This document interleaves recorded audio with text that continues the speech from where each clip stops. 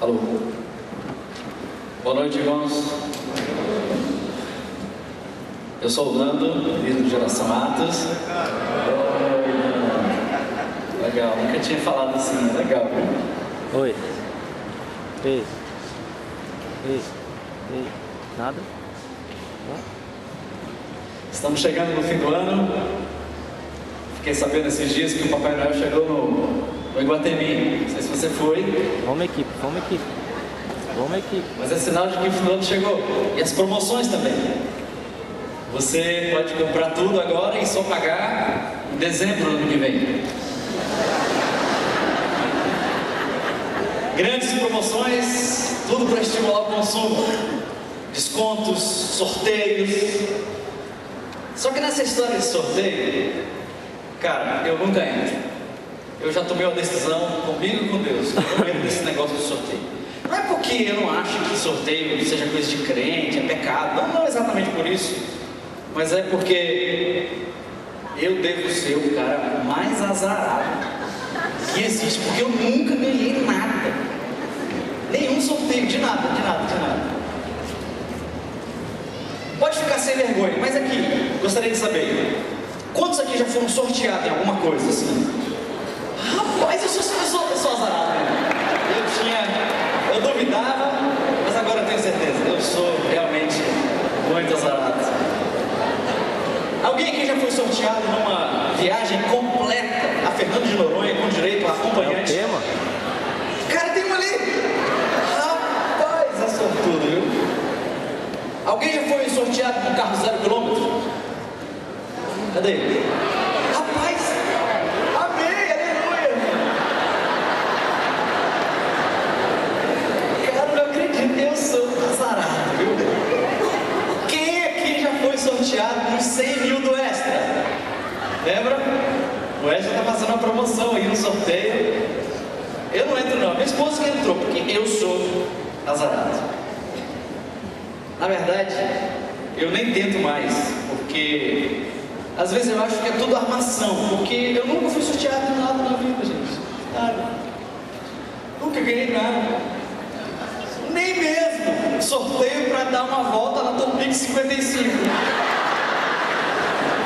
Eu nunca ganhei uma promoção de caldo de peixe no terminal. Nunca.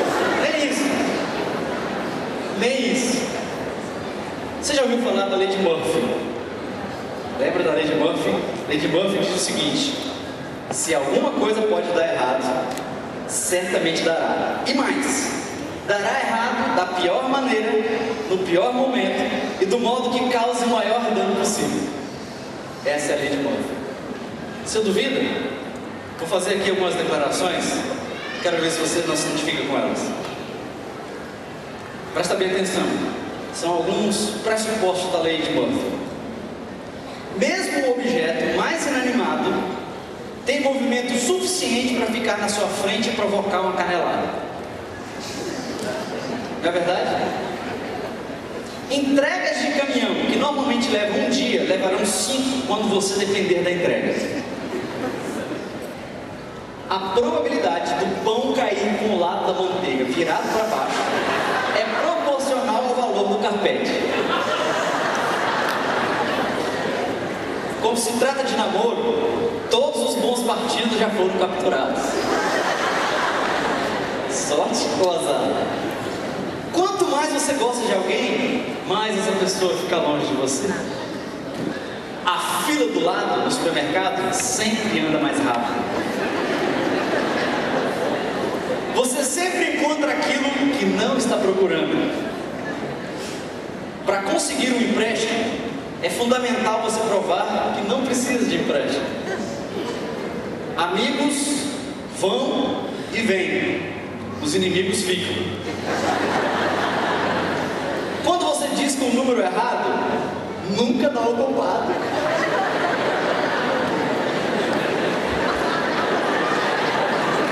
Verdade, né? A outra aqui, ó. Por mais tomadas que você tenha na sua casa, os móveis sempre vão ficar na frente. Toda partícula que voa sempre encontra um olho. Uma gravata sempre atrai a sopa do dia. Lei de Murphy. Se está escrito tamanho único na roupa, é porque não serve a ninguém. Se o sapato serve, porque é feio. Todo o corpo embaixo de um chuveiro faz tocar o telefone. Antes de você encontrar a última, hein? Antes de você encontrar o seu príncipe encantado, você terá que beijar muitos sapos. É brincadeira, viu? Não antigo. Beijando sapos por aí, viu? Sorte ou azar, irmãos, são formas que a gente encontra para explicar pequenos incidentes na nossa vida. Coisas que às vezes não tem muita explicação. Mas infelizmente, respostas como essas não conseguem explicar os maiores conflitos da nossa vida. Não são capazes de satisfazer as questões mais profundas, as questões que realmente envolvem as coisas mais essenciais da nossa vida. Quando nós somos surpreendidos pelo inexplicável, pelo imprevisível, quando nós somos surpreendidos por aquilo que nos entristece, quando nós somos surpreendidos por aquilo que nos decepciona, como nós podemos prever? Como nós podemos saber o futuro? Como nós podemos evitar o mal, o problema sobre a minha vida, sobre a minha casa? Como eu posso garantir o melhor? Como eu conseguiria evitar o fracasso na minha vida futura? Como eu posso saber que eu serei feliz? Como é que você pode saber que você vai ser feliz no casamento? Ou como saber se você vai realmente casar? Será que você vai encontrar alguém que te ama? Alguém que te ame? Será? Não dá para saber. Será que você vai conquistar a profissão que você tanto almeja, que você tanto se prepara? Será que haverá espaço para você no mercado de trabalho? Será que você vai conseguir? Será que você não tem uma doença terminal? Como saber? Aquela dor de cabeça que se revela um câncer? Ou uma simples tosse que destrói os seus pulmões? Dinheiro. Será que você terá dinheiro suficiente? Será que as suas economias serão bastante para o futuro, para o amanhã, para o ano que vem? Como garantir que os seus filhos serão saudáveis? Serão inteligentes, serão bonitos, serão independentes, serão bem-sucedidos? Como você pode saber? Você terá sorte, terá azar. O que te garante que você não sofrerá amanhã um acidente destruidor? Um assalto, um roubo, um AVC, gente, não tem hora marcada. Quem pode evitar o dia da sua morte? A morte dos seus pais, a morte da sua esposa, a morte dos filhos, a morte dos amigos. Por alguma razão, gente, inexplicável, os instrumentos de uma aeronave não funcionam direito e de repente um avião toma o rumo do chão.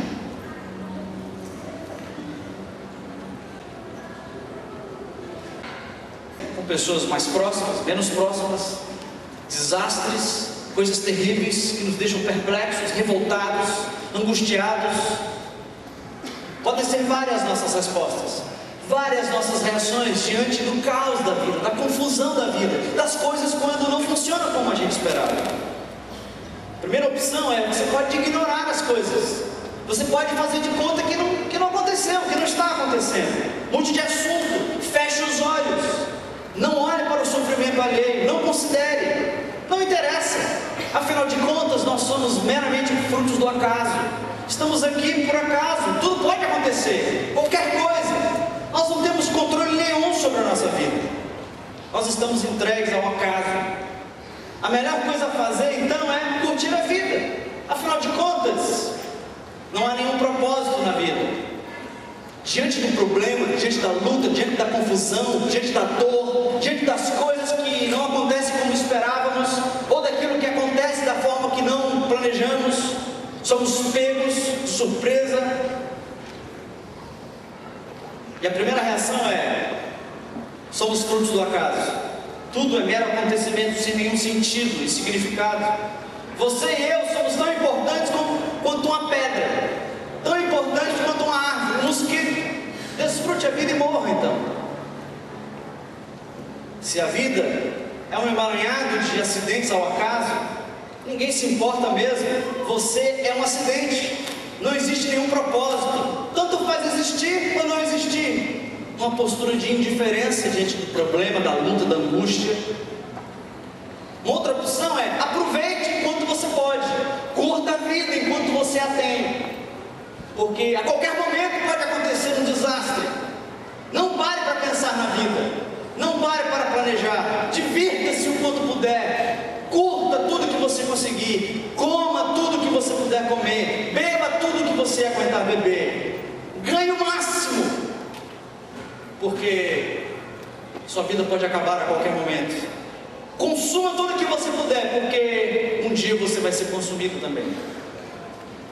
Diante dos conflitos da vida, diante da confusão da vida, diante das coisas que fogem do nosso controle, você pode cair no desespero, na indiferença, ou se entregar ao prazer, ou você pode se revoltar contra Deus, se revoltar contra as pessoas. Você pode se tornar uma pessoa irada, uma pessoa amargurada, uma pessoa triste, uma pessoa que ataca primeiro, para não ser atacado.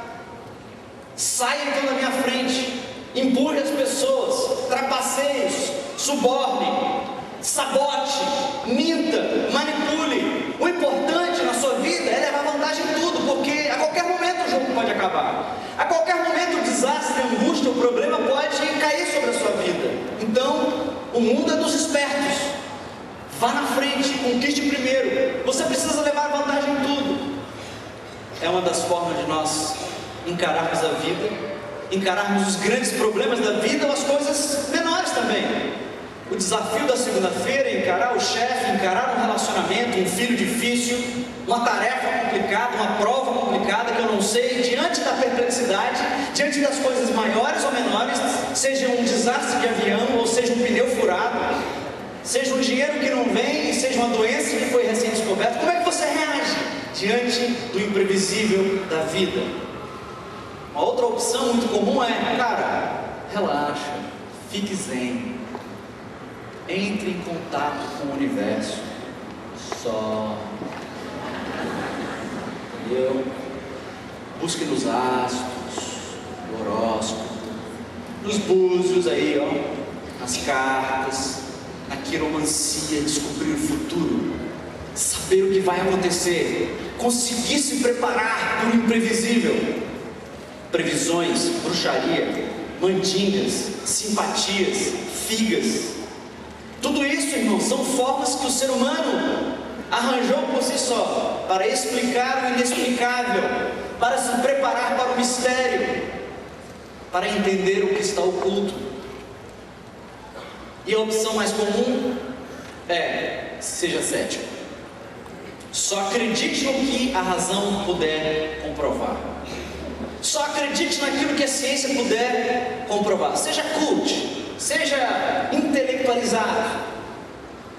O caminho da ciência, a deusa desse século, é basear a vida simplesmente no conhecimento, basear a vida simplesmente nos dados, nos fatos, porque conhecimento te traz autonomia, te traz independência. Não confie em ninguém na sua vida, não confie em ninguém, apenas em si mesmo. Viva a sua vida na sua força, na sua sabedoria, no seu conhecimento, nos seus títulos. Porque o conhecimento científico lhe traz poder, te traz status, te traz domínio. Essa é a visão mecanicista da vida, a visão materialista, a visão ateísta da vida. E não é sem razão. O ateísmo não é assim: alguém amanhece, né, lendo a Bíblia, cantando louvores, de repente, cara, tá aí, ó, vou ser ateu a partir de agora. Quero ser ateu e o negócio é isso mesmo, é isso que eu vou ser. Não vou mais para a igreja. Não é assim que acontece. O ateísmo faz sentido. Sabe por quê, irmãos? Porque a gênese do ateísmo, o princípio do ateísmo, as pessoas se tornam ateias, porque elas não conseguem explicar a perplexidade da vida. Elas não têm explicações para os mistérios da vida, para a dor, para o sofrimento. Por que é que as pessoas justas sofrem? Por que é que os injustos progridem? São perguntas feitas ao longo de todos os séculos, inclusive pelos homens que compuseram as Escrituras. A explicação mais racional, mais óbvia, mais humana é: Deus não existe, Deus não pode existir. Não existe um Deus, uma pessoa, não existe um propósito por trás de tudo, por trás de tanta desgraça, de tanta dor, de tanta luta, sejam as grandes, sejam as pequenas. Se eu não posso provar cientificamente, então não existe. Deus então se torna uma piada e nós só temos nós mesmos. É cada um por si. É cada um por si. Depositar a fé na ciência, então, é algo muito razoável, pois essa crença nos diz que nós somos capazes de conhecer e de controlar o nosso mundo. Você não conhece, pois deveria conhecer. Você tem medo, pois deveria se informar. Você está inseguro, pois deveria ler. Você não sabe o que vai acontecer, deveria fazer um curso, deveria fazer um treinamento. Você pode, você consegue, basta querer. Desperte o gigante interior. Não seja levado pelo vento das circunstâncias, pelo misticismo, pelo prazer, a ignorante. Na verdade, nós somos a geração do conhecimento. Nós vivemos a geração da tecnologia. Somos sufocados pela necessidade do saber. Precisamos saber. Existe dentro de mim, dentro de você, um absolutismo, uma exigência, uma ditadura, uma obrigação dentro de nós. Nós precisamos saber. Por favor, me diz alguma coisa, doutor. Por favor, me diz alguma coisa, professor. Por favor, me diz. Alguém tem que ter o controle. O governo deve ter o controle. A polícia deve ter o controle. Alguém tem que fazer alguma coisa. Alguém pode fazer alguma coisa. Nós vivemos sufocados pela necessidade do saber. E hoje nós somos sufocados pela informação. Sobre tudo, o tempo todo. Hoje os médicos têm recebido cada vez mais pacientes informados, porque vão na internet e vasculham, se automedicam e chegam para discutir com o médico. Antes o médico dizia o que era, hoje ele tem que argumentar, porque as pessoas estão informadas, munidas, em tempo real. Você deve estar recebendo e-mails aí agora, mensagens no celular. Sei lá, você vai chegar em casa e você tem que conferir sua caixa de e-mail. Você não consegue dormir em paz se você não conferir a sua caixa de e-mail. Tanta informação, você tem que conferir quanto é que foi o dólar, você tem que saber quantas notícias rolaram no Fantástico, o que estava acontecendo no bate-bola, no bola batida, no bola redonda, na redonda da bola. Você não pode dormir sem ter o esqueminha de todos os jogos, do campeonato espanhol, italiano, do campeonato chinês. Você tem que saber tudo antes de dormir. Nós vivemos sufocados de tanta informação.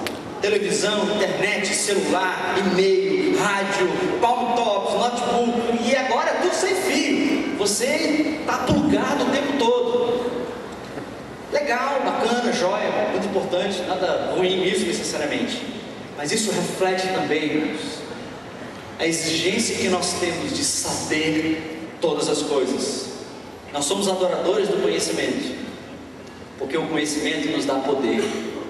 O conhecimento, ele nos dá autonomia. O conhecimento nos dá soberania. Nós precisamos saber, precisamos prever, precisamos, porque nós precisamos controlar. Nós temos que prever o imprevisível. Nós temos que nos informar para nos preparar, para estarmos prontos. O conhecimento nos dá soberania, nos dá independência. No universo controlado pelas leis da ciência, Deus então é alguém, ou um ser, ou algo supérfluo, algo dispensável, pois o conhecimento nos faz soberanos, o conhecimento nos faz influentes, o conhecimento nos faz independentes. E por incrível que pareça, irmãos, às vezes até nós mesmos, como crentes, nós somos sedentos pelo conhecimento, porque o conhecimento nos dá poder, nos dá independência e não dependência. Nós vivemos tentando decorar mais versículos, mais conhecimento, porque isso nos faz mais autônomos. Por incrível que pareça, o paradoxo é, quanto mais a gente conhece a Bíblia, pode ser que isso funciona de outro jeito, de outra forma, que eu fico mais independente de Deus. O que realmente está por trás, o que realmente se esconde por trás da nossa necessidade absurda de conhecer, é porque nós somos aterrorizados pelo não saber. Nós somos paralisados pelo não saber. Nós ficamos pasmos quando nós não temos uma resposta, quando nós não sabemos o que fazer com o filho, quando nós não sabemos o que fazer com o chefe, quando nós não temos previsão do futuro, nós não sabemos o que fazer, quando nos falta o poder do dinheiro, o poder da informação, o poder da influência, o poder do contato. Não é legal ter aquele cara, aquele amigo que tem contatos? É só ligar para ele que ele resolve. Uma repartição pública, você quer alguma coisa? Cara, você precisa ter peixe, você tem que ter gente no aquário. Para você se posicionar numa empresa, você tem que ter, sabe o quê? Você sabe, né? QI, né? QI é o quê? Quem indica. É tudo uma questão de informação. Você fala com quem, quais são os seus contatos, quantos contatos tem na tua agenda, no teu laptop, no teu celular, no teu e-mail, na tua televisão, aonde? Quantos você tem? Pois quanto mais contatos você tem, mais poder você tem, mais influência você tem. Mas nosso vício pelo conhecer, o nosso vício por saber, é porque nós somos aterrorizados pelo não saber. O imprevisível nos dá terror. Não saber o que vai acontecer amanhã, não saber se eu vou ter dinheiro, não saber se eu vou ter saúde, não saber se eu vou ser feliz, não saber se eu vou ficar doente, não saber se o meu plano médico cobre a minha doença, não saber se o meu seguro cobre a tampinha do pneu do meu carro. Isso me paralisa, uns mais, outros menos. O imprevisível nos dá terror, o incontrolável nos apavora. Quando nós oramos e nada acontece, nós esbravejamos contra Deus. Quando nós jejuamos e pedimos algo e às vezes não acontece, nós começamos a duvidar. Apesar de todo o conhecimento e poder do homem, o mal do nosso século não é a falta de informação, é a ansiedade, é o medo, é a fobia, é o pânico, convivendo conosco no dia a dia, nosso lugar de trabalho, na nossa vizinhança, na nossa escola, entre os nossos amigos. Ansiedade, fobia, depressão, angústia, pânico. Sabe por quê, irmãos? Porque o mistério nos apavora. Nós somos um povo de fé, mas o mistério nos apavora, o imprevisível nos amedronta, o não saber nos decepciona, nós ficamos tímidos, com medo, sim, nós vivemos paralisados. A confusão do não saber nos enlouquece. Sabe o que nos preocupa mais, irmãos? Não é a dor de cabeça, não é aquela dor de cabeça que não passa, não é isso que nos preocupa. Sabe o que nos preocupa? É não saber a causa da doença, não saber a causa. Vai que é tal coisa, vai que é tal coisa. Ai meu Deus, o que é? Eu preciso saber, eu preciso ir no médico, o médico tem que me dizer o que é. É só um AVC. Bem, né? Agora eu estou sabendo.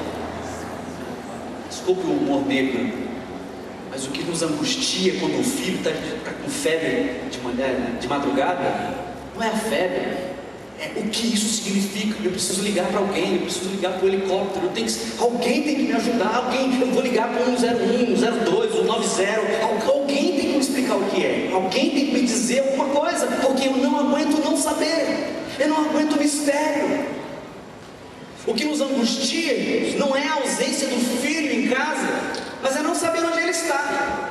Deu 10 horas, deu 11 horas, deu meia-noite, deu 1 hora da manhã, ele não chega, ele não liga, ele não diz onde está, a mãe já não dorme, desde as 10, né? O pai já acordou 1 hora da manhã, o que está acontecendo? Alguém precisa ligar, alguém precisa dizer. O problema não é em primeiro lugar a ausência do filho, mas é simplesmente não saber. O que me preocupa não é o carro ser roubado, mas é não saber quando. E cara, e se eu sair do cinema e meu carro não estiver lá? Eu saio no meio do filme para ver se ele está lá e volto para assistir um pedaço. O que me angustia e o que me tranquiliza é: meu carro tem seguro, eu sei, eu paguei, eu posso descansar. O que nos amedronta não é passar na rua deserta de madrugada, mas é não saber se eu vou encontrar alguém naquela esquina. Vai que aparece alguém, se aperta o passo, chegou na próxima esquina, não tem ninguém. O problema não é a rua deserta, o problema não é o som da coruja, não, isso não é o problema. Essas coisas você conhece, você está vendo. O que nos amedronta é alguém começar a andar atrás da gente, você fica olhando para trás, é o não saber. Nós, irmãos, por mais crentes de Jesus que sejamos, por mais que sejamos pessoas da fé, pessoas da dependência, nós também somos uma geração da ciência, a geração do conhecimento, a geração onde domina todas as coisas pelos dados que tem. O não saber nos apavora, porque a deusa da razão me diz que é aquilo que eu não posso entender, eu não posso dominar. Aquilo que eu posso conhecer, isso me dá poder. Mas o paradoxo, irmãos, é que é exatamente o não saber que cria a necessidade da fé. É exatamente o incontrolável, é exatamente o imprevisível, é exatamente não ter o controle do amanhã, é exatamente não ter o controle das pessoas, é exatamente não saber se eu vou amanhecer com saúde. É isso que é o combustível para a fé. É diante da perplexidade da vida, que vez maior, vez menor, é diante das coisas que nós não temos controle, que nós somos forçados a exercer a fé. É quando percebemos, é nesses momentos quando a vida foge do controle, é nesses momentos quando as coisas não acontecem como eu planejei, como eu manipulei. Porque o homem, ele dá ordens, né? O homem, ele bate na mesa, o pai, ele mete a mão na mesa, e aqui sou eu que mando, e pá, e acabou, né? E a irmãzinha lá, né? Subiu isso, ela abaixa a cabeça, mas quem manipula é ela. Os dois pela briga pelo poder, por controlar, por decidir, por definir. É quando nós percebemos que somos frágeis, quando o imprevisível acontece. Aquilo que você não planejou, aquilo que você não esperava.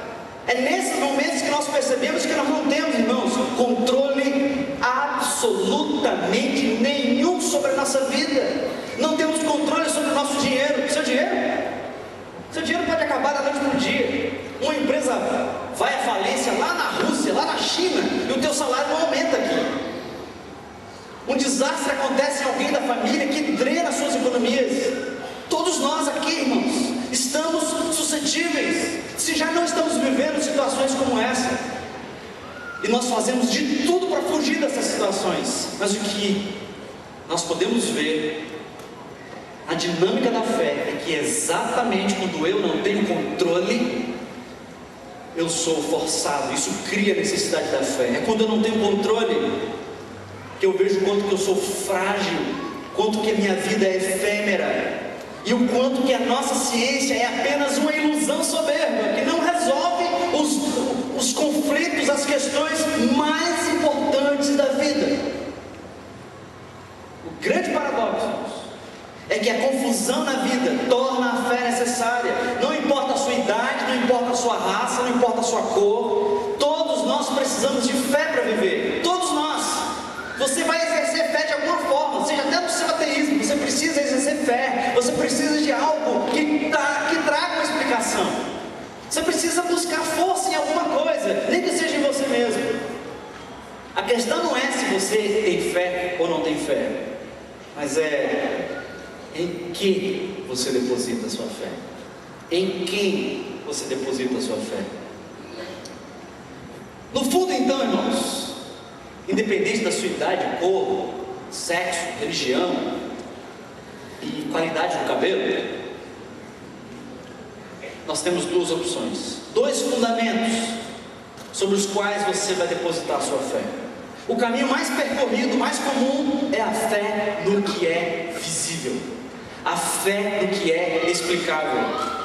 Seja o prazer, você pode ter fé no prazer, seja a revolta, seja o misticismo, seja a religião, seja a ciência, ou o filho da ciência, a filha da ciência, o materialismo. Essa é a forma mais razoável, mais visível, mais palpável e concreta de depositarmos a nossa fé. Cara, quem duvida das bênçãos do conforto? Quem duvida das bênçãos de uma televisão de 42 polegadas de plasma? Quem duvida disso? Quem tem dúvida que hoje à noite você pode chegar em casa, deitar no seu sofazão, um refrigerante, uma coca hiper gelada e assistir um filme que veio do satélite, diretamente para a sua casa? Ninguém questiona isso. Todos têm fé nisso, irmãos. Quem não quer isso? Quem não precisa disso? Não é preciso ter fé, uma fé no invisível, mas a fé no visível. São provas convincentes. O seu dinheiro, a sua beleza, a sua influência, a sua formação, as suas estrelas, são provas convincentes, reais, palpáveis, para eu e você depositarmos a nossa fé. Uma boa conta bancária, que segurança, não? Bons dividendos, bons investimentos, os poderes da beleza, os poderes da fama, do prazer. Muito fácil colocar a nossa fé no que é visível. E esse é o caminho mais percorrido, esse é o caminho mais desejado, mais cobiçado e mais praticado. O único problema, e nós sabemos, é que essas coisas, embora legítimas, elas não são suficientes para nos dar uma base para se viver, uma base que traga sustentação, porque elas são frágeis, são efêmeras, são fúteis, são passageiras. E essas coisas só nos levam a viver com mais medo, com mais ansiedade, com mais fobia, com mais angústia, e nós acabamos no ponto de partida de novo. Dá para viver uma vida baseada na sorte, no azar? Dá para viver uma vida no jogo de dados? Dá para viver uma vida baseada na revolta, na ira, no prazer, no ceticismo, no materialismo? Todos nós sabemos que não, irmãos, porque mais cedo ou mais tarde fica claro que nós precisamos de uma outra fé para viver. Basta você perceber um pouco mais a complexidade da vida, a confusão da vida, as questões que estão fora do seu controle, seja os seus relacionamentos, seja a sua saúde, seja a sua beleza, seja a sua influência, seja os seus amigos. Todas essas coisas são fúteis, passageiras, bolhas de sabão, como diz Salomão. Esse é o primeiro fundamento, é o caminho mais percorrido, a fé no visível.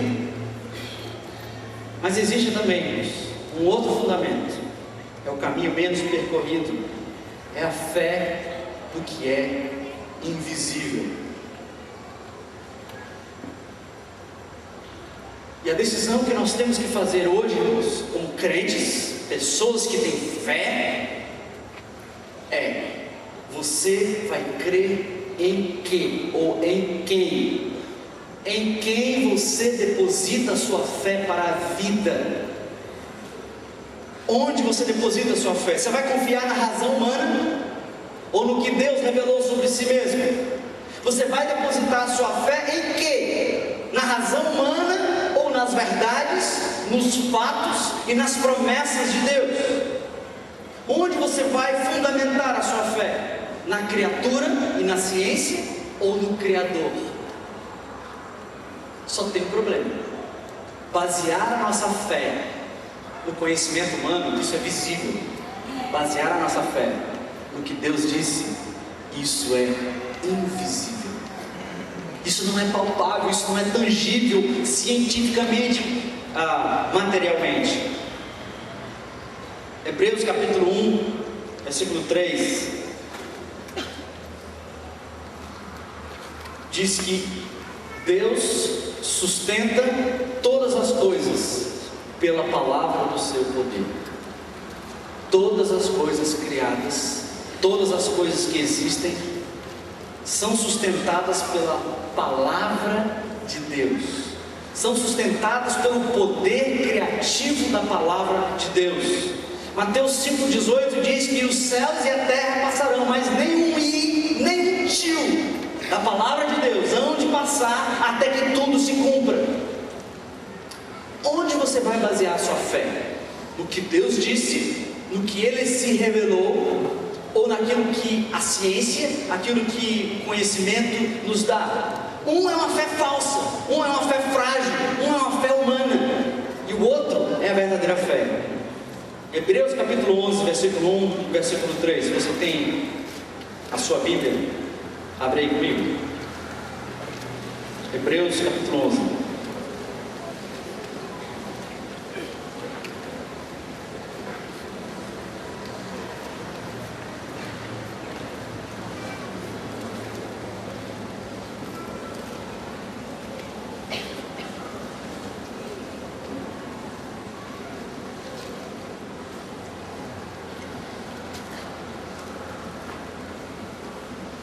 Hebreus capítulo 11 diz assim: a fé é o firme fundamento das coisas que se esperam, é a prova das coisas que não se veem. Pela fé, entendemos que os mundos foram criados pela palavra de Deus, de modo que o que é visível não foi feito daquilo que se vê.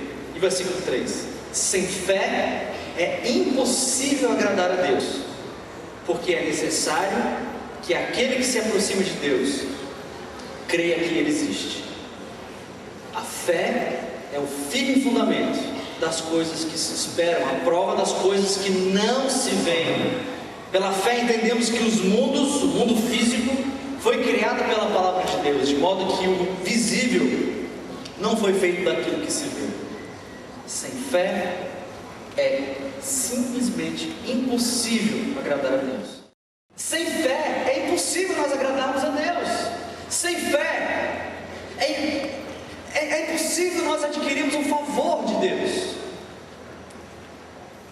Em outras palavras, irmãos, sem me calar diante do mistério, sem me humilhar diante da grandeza e sem reconhecer humildemente que a minha razão não pode compreender os seus caminhos, eu não poderei desfrutar do favor, das bênçãos e do cuidado de Deus sobre a minha vida.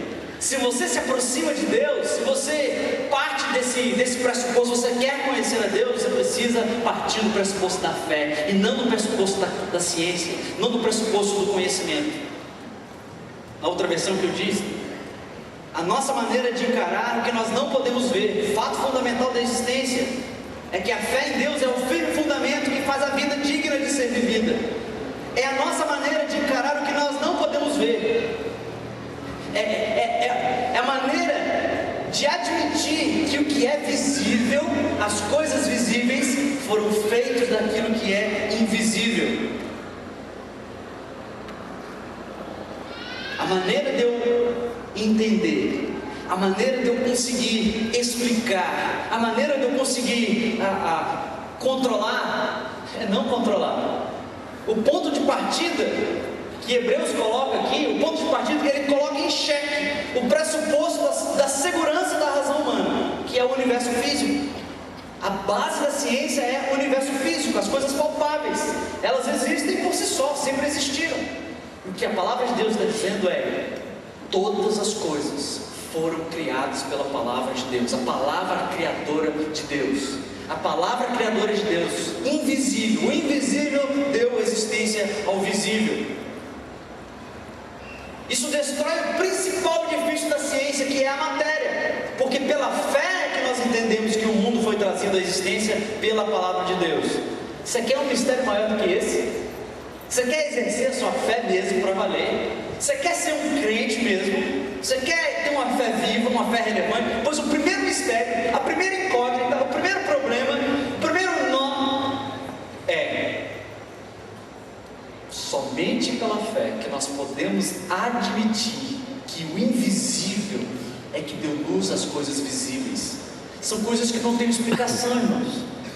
Como é que eu vou conviver com as coisas que acontecem na minha vida? Com os problemas, com as lutas, com as dificuldades, com as dúvidas? Em primeiro lugar, vamos voltar na base. Eu preciso exercer a minha fé em Deus. E o primeiro desafio aqui é o seguinte: você crê mesmo que foi a palavra de Deus que trouxe existência às coisas materiais? Você crê mesmo nisso? Ou pelo menos você quer crer mesmo nisso? Pela fé é que nós entendemos que o mundo foi trazido à existência pela palavra de Deus. O que nós vemos foi criado porque nós não vemos. Não tem como, irmãos. O pressuposto inicial aqui, a exigência da minha fé é: se há uma explicação para a sua fé racional, se há provas, isso não é mais fé. A fé exige uma dependência do mistério, do que eu não consigo entender, do que eu não consigo explicar, do que eu não consigo controlar. Não há explosão capaz de sondar o poder criador da matéria, nem um super telescópio capaz de discernir a profundidade do fundamento da existência, porque o próprio Deus é o fundamento da existência. O próprio Deus é o fundamento da existência. O próprio Deus é a gênese de todas as coisas. O próprio Deus é a fonte da vida, irmãos. Não há explicação, não há equação, não há telescópio, não há equação que possa explicar a profundidade desse mistério. É logo de cara o primeiro mistério. Se nós abraçarmos esse mistério, os outros mistérios serão menores.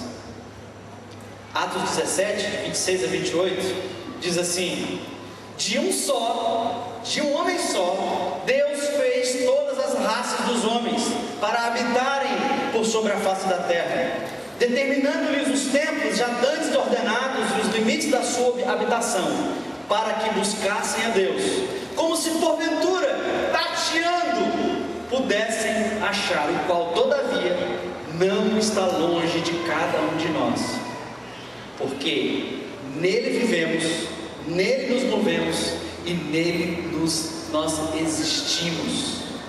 Nós não podemos encontrar a base da existência de todas as coisas, irmãos. É por si só um mistério. A exigência número 1 de uma fé autêntica é uma fé que abraça o mistério, é a fé que abraça o inexplicável, é a fé que crê. Isso não é um suicídio intelectual. Jesus falou isso. Isso foi escrito na palavra de Deus. Pessoas testemunharam sobre isso, morreram por causa disso. Mais de 2000 anos de história, pelo menos só a história da igreja atesta o quanto que as pessoas defenderam essa verdade, esse conceito de fé. Porque sem fé, vamos logo combinar um negócio aqui, irmãos. Vamos desistir desse negócio de crente. Vamos pegar nossa Bíblia, vamos para casa, vamos desistir desse negócio de crente. Sabe por quê? Porque sem fé é simplesmente impossível agradar a Deus. Sem uma fé que abraça o mistério, sem uma fé que se curva humildemente diante do sobrenatural, do inexplicável, do imprevisível, como Deus é, não é fé. Não vale. Uma fé baseada nas evidências físicas e concretas não é uma fé autêntica. O primeiro nó é esse. Sem fé é impossível encontrar Deus. Nós não vamos conseguir encontrar Deus pelo conhecimento. Primeiro eu quero conhecer, eu quero as provas. Agora eu acredito. Não, o nó começa logo de cara. Você tem que primeiro crer. Você tem que primeiro buscar no teu coração, porque o detalhe, irmãos, é nós vivemos sob a ditadura da ciência. E sobre nós também está essa ditadura, que primeiro eu tenho que conhecer, tem que fazer sentido, e aí eu vou crer. Pois o nó intelectual que Jesus coloca, que a palavra de Deus coloca, é exatamente esse. Sem fé é impossível encontrar favor de Deus. Sem fé é impossível agradar a Deus. Sem fé é impossível encontrar graça. Sem fé é impossível encontrar misericórdia, encontrar consolo, encontrar conforto, encontrar cuidado. No dia a dia da vida, para enfrentar os problemas, as lutas, as dificuldades, o que é que você usa? Você crê em quê? No dinheiro, no conhecimento? conhecimento, nos contatos, nos amigos, no tamanho da igreja, no poder do pastor. Em que você confia? Você deposita o teu coração, a tua fé, o teu futuro em que? É um salto, um absurdo, é um suicídio intelectual. Ou você vai cometer um suicídio intelectual, ou, irmãos, e o grande desafio que eu queria convidar vocês hoje à noite é: nós precisamos nos agarrar na palavra, naquilo que Deus revelou sobre si mesmo nas Escrituras. Sem fé é impossível encontrar a Deus, porque Ele é o galardoador dos que o buscam. Galardoador, sabe falar essa palavra? Fala aí, galardoador. Galardoador. O que é galardoador? Galardoador vem de galardão. Galardão, sabe o que é? É recompensa, bênçãos, favor. Então, assim, sem fé é impossível agradar a Deus, porque quem se aproxima de Deus precisa crer que Deus é bom, que Deus é abençoador, que Deus é uma pessoa real, viva, que se encarnou, morreu no seu lugar, e Ele está interessado na sua vida, nos seus problemas, nas suas lutas, mesmo as coisas que são inexplicáveis, mesmo as coisas que fogem do teu controle. Deus é um Deus que se interessa, porque Ele é o galardoador. É Ele que te abençoa, mas você tem que ter fé, e é uma fé que encara logo o mistério mais complexo da física e da natureza e da ciência. O universo visível, irmão, a natureza, a água, a planta, a lua, você, eu, a minha voz, a minha inteligência, tudo isso foi criado do invisível. É o primeiro nó que você tem que exaltar. Você quer ter bênção, você quer ter o cuidado de Deus, você quer ter um relacionamento pessoal com Deus, não use o caminho do conhecimento, o caminho da ciência, o caminho humano, porque nós não vamos chegar em canto nenhum, logo de cara. Você quer as bênçãos? Você quer ser cuidado, quer ser perdoado, quer receber o consolo, quer receber a força, mesmo nas situações difíceis da vida, nos conflitos mais destruidores da sua existência, da sua história. Pô, você tem que ter fé em Deus. O primeiro desafio é: você crê mesmo que as coisas visíveis vêm do invisível? Foi a palavra de Deus, Bereshit bara Elohim. Primeiro versículo de Gênesis. Bereshit bara Elohim. Deus fez todas as coisas a partir do poder da sua palavra. Ponto número 1. É Ele mesmo o abençoador, o cuidador, o provedor, o protetor. Ao mesmo tempo que Ele é o criador do universo, Ele é o galardoador daqueles que se aproximam com fé. Você não precisa mais enfrentar as lutas, os conflitos, as dificuldades da vida sem essa fé autêntica, porque fé todos vão ter em alguma coisa. Ele é o abençoador daqueles que se aproximam com humildade, com atitude humilde, uma atitude de uma criatura disposta a depositar a sua vida nas mãos e confiar no Deus Todo-Poderoso e Todo-Amoroso. Nós hoje aqui, irmãos, somos cerca de, 3.000 pessoas, quase.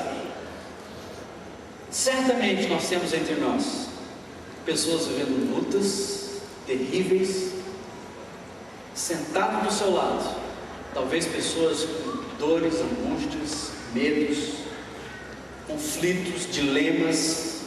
O casamento não está legal, a saúde não vai bem, o namorado não apareceu, o dinheiro não acontece, o emprego não está bem, estou doente, não sei o que vai ser da minha vida.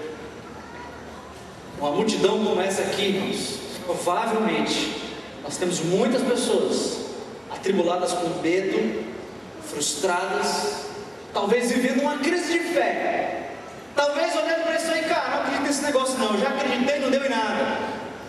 Talvez você esteja aqui entre nós, você veio talvez meio que na inércia, não tem o que fazer mesmo, domingo à noite, então vamos fazer gastinho fantástico, eu vou para a igreja, pelo menos eu saio para comer pizza com os amigos depois. É possível. Crise de fé. A palavra de Deus não toca o seu coração, o louvor não mexe com a sua alma, nada te toca mais, você está frio, endurecido, indiferente, você não crê mais, você está frustrado, perdeu a esperança, está confuso, está indiferente. Certamente, irmãos, entre nós, pessoas preocupadas com a saúde, com o emprego, com relacionamentos com o filho, com a filha, com o marido. Talvez viveram com medo da morte, eu não sei. Afinal, irmãos, acidentes podem acontecer, negócios podem falir, relacionamentos correm o risco de terminar. Nós simplesmente não sabemos. E se você for um pouquinho honesto com a sua vida, se você for um pouquinho honesto com a sua vida e parar de ficar tomando Coca-Cola e se anestesiando dos problemas da vida, se você for um pouquinho mais honesto e parar de se atolar no trabalho, buscar prazeres menores, parar de manipular as coisas, você vai ver o quanto que a imprevisibilidade da vida te aterroriza. Simplesmente nós não sabemos, nós não controlamos, nós não definimos, nós somos seres efêmeros, como a folha da planta que nasce, cresce, murcha e cai. Somos frágeis como a bolha de sabão. Crer no Deus sustentador, no Deus criador, é a única forma possível de se viver, porque somente nele nós podemos encontrar consolo, força e esperança. Crer no Deus criador de todas as coisas e sustentador de todas as coisas é a única forma possível e inteligente, diga-se de passagem, de viver uma vida saudável, porque é nele que nós teremos consolo, força e esperança. É somente nele que nós podemos ter, é somente através dele que ele mesmo pode fazer em nós uma fé autêntica, uma fé verdadeira. Quando eu falo em fé autêntica, eu estou tentando fugir aqui daquela fé que é falsa, porque existe uma fé falsa, principalmente na comunidade da fé, principalmente entre o povo de Deus. Aquela fé falsa, fé barata, fé mais ou menos, uma fé mágica, uma fé pirata, uma fé de consumo. É aquele tipo de fé, como o pastor Armando falou aqui semana passada, é aquela fé baseada no declare, né? Irmão, declare, irmão. Declare, irmão. Declare. Você tem que ter fé. Presta atenção. Declare. Receba, irmão. Receba. Você fala bem forte assim, aí a fé entra, aí você impetra a bênção, né? Aquela coisa mágica, aquela coisa. Bota só música e fumaça. É aquela fé, é uma fé falsa, é a fé do tome posse, é a fé do agarra o anjo. O anjo vai passar, irmão. O anjo vai passar, quando ele passar, você voa no pescoço dele. E não larga ele não, enquanto ele não te der a bênção. Essa é uma fé de consumo. Mas a verdadeira fé, embora haja elementos dessa natureza, a verdadeira fé, ela se apega ao que Deus revelou sobre si mesmo na sua palavra e aceita o inexplicável, o imprevisível, o incontrolável como um caminho para se humilhar, depender, confiar e humildemente se prostrar em verdadeira adoração ao Deus que sustenta, que criou, que sustenta, que mantém, que controla todas as coisas pela palavra do teu poder. Fé autêntica. Fé autêntica que destila das Escrituras, a fé autêntica, a fé histórica que atravessa os séculos, a fé que foi capaz de levar mais de 400 mil cristãos até o terceiro século da era cristã a morrer no Coliseu. Não é uma fé mágica, uma fé milagrosa, uma fé do agarro ao anjo, não. É a fé que se apega no que Deus revelou sobre si nas Escrituras, aceita o inexplicável, o imprevisível, o incontrolável como caminho para se humilhar, depender e confiar e humildemente se prostrar em verdadeira adoração ao Deus que criou, que sustenta, que mantém e que controla todas as coisas pela palavra do seu poder, de acordo com Hebreus capítulo 1, versículo 3. Paulo, quando encarou essas coisas, o mistério de Deus, ele diz em Romanos 11, 33 e 34: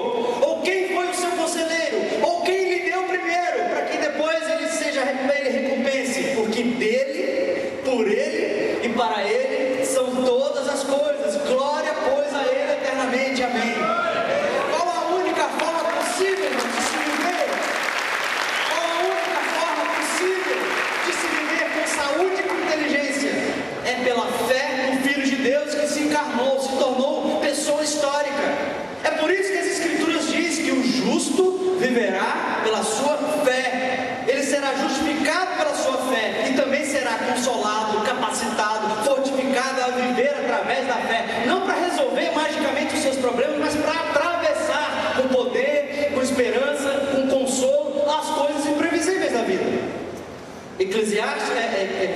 Abacuque, capítulo 2, versículo 4. Abacuque, diante da complexidade, diante do mistério, diante dos planos malucos de Deus, que não dá para entender, ele diz: ainda que a figueira não floresça, ainda que não haja comida na geladeira, ainda que não haja gasolina no carro, ainda que não haja saúde, ainda que não haja nenhuma dessas coisas, ainda que nenhuma dessas coisas exista, eu vou confiar, porque o justo viverá, não é pelo dinheiro, não é pela saúde, não é pela profissão, não é pelas estrelas que você juntou, não é pelos cursos, não é pela sua beleza ou pela sua feiura, o justo viverá pela fé. Eu queria concluir dizendo que você não precisa viver condenado à sorte ou ao azar. Você não precisa mais viver assombrado pelo passado e aflito pelo presente, porque o justo viverá pela fé. O justo... Tá, você não está acreditando muito nisso não. Fala aí pro vizinho aí do lado, cara. Fala aí, recorre esse vídeo.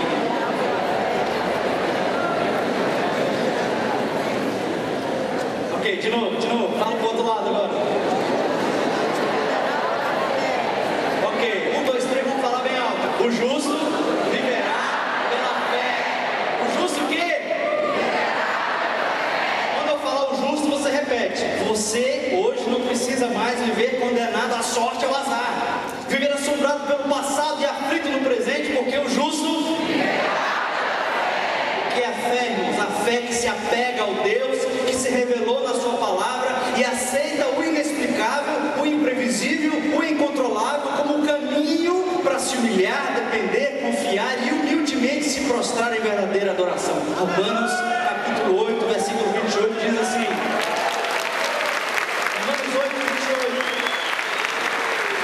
Romanos 8, 28, irmãos.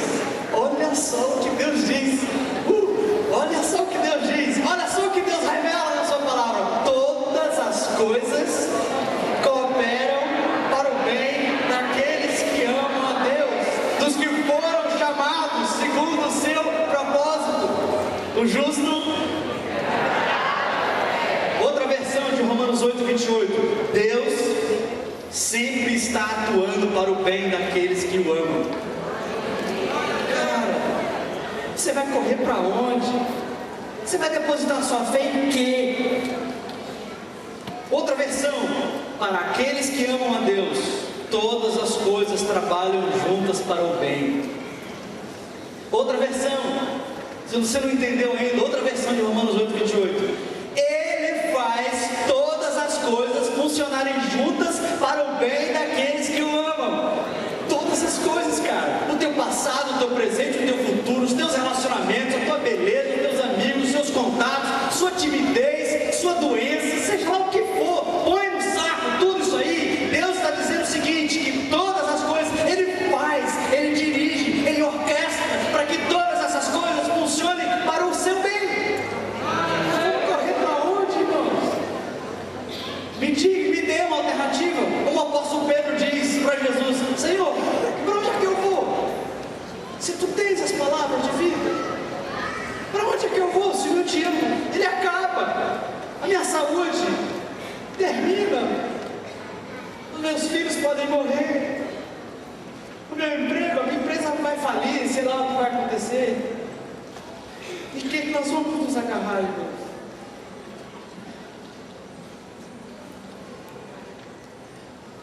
Nós também podemos viver sem desespero, sem angústia e sem medo do imprevisível, sem medo do amanhã. Sabe por quê? Porque o justo viverá pela fé. Uma fé que se apega ao Deus, aquilo que Deus se revelou sobre si mesmo na sua palavra. Uma fé que aceita o inexplicável, aceita o imprevisível, abraça o incontrolável como caminho, como meio para se humilhar